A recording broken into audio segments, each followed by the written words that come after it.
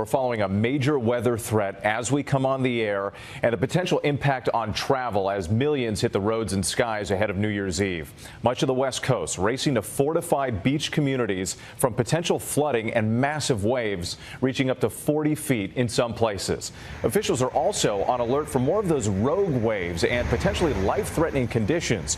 Crews building large sand barriers in Ventura County. First responders warning residents to stay away from the beach and warning of powerful riptides. Local residents surveying the devastation left by powerful waves. One seaside hotel inundated by mud and sand.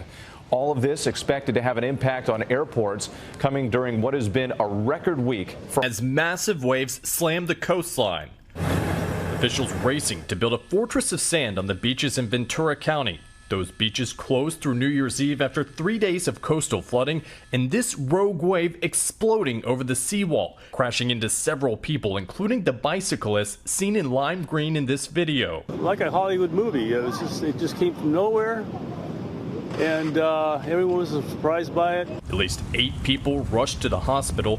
Good Samaritans racing to save this lifeguard, dragging them away from the dangerous surf. This is like one of the rooms. The waves sweeping mud and sand through the inn on the beach, Judy Thomas's hotel. It was like a tsunami from what you've seen on the news, and it just came suddenly.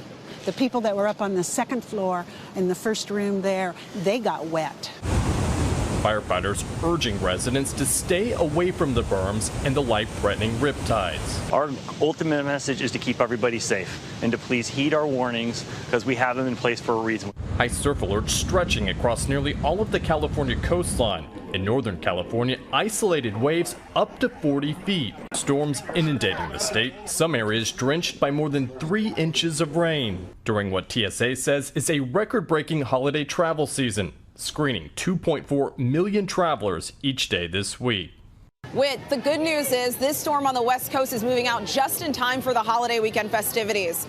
The high surf alerts are now expiring and the storm is diminishing in intensity. Any holiday weekend plans look good for tonight, but just as the holiday weekend wraps up, another storm moves in Tuesday. This will bring rain to cities like San Francisco and Seattle. In the meantime, much of the country is feeling the chill, even Florida. There are frost advisories and freeze warnings in place for Jacksonville. Overnight lows will bottom out just around freezing for the southeast. If you're planning on ringing in the new year here in Times Square, this is what you need to know. Layer up. Temps may say 40 at midnight, but it'll feel much colder. While the bulk of your time will be dry, there's a chance we could see a light shower. Nonetheless, much of the country will be dry as we ring in the year 2024.